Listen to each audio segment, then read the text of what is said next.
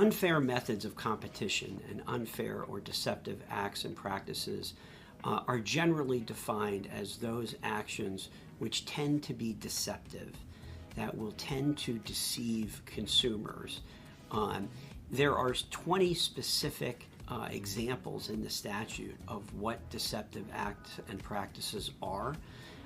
Many of those deal with violations in advertising, the way in which companies advertise their products. Some deal with pyramid schemes. Some deal with failure to deliver goods on time as promised. And also some deal with the kinds of prohibited contractual provisions that you'll find in consumer contracts.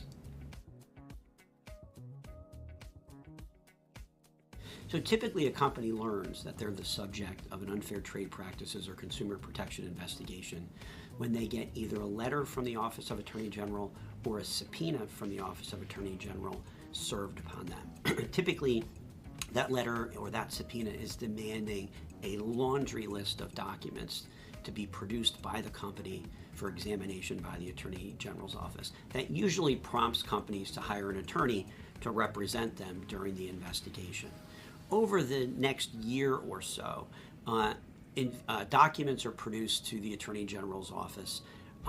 The parameters of those document productions are often negotiated by the attorney for the company and the attorney assigned by the Attorney General's office.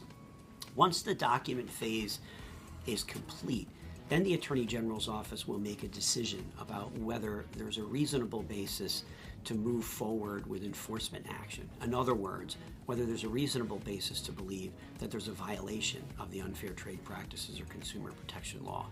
If they make that decision, then typically the Attorney General's office will offer what is called an AVC, or an assurance of voluntary compliance, which is a settlement agreement.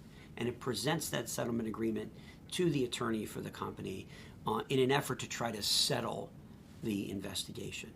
Typically, when the AVC is drafted by the Attorney General's office, it's very one-sided and contains all kinds of provisions that are typically problematic for companies. So there requires some negotiation between the company and the Office of Attorney General.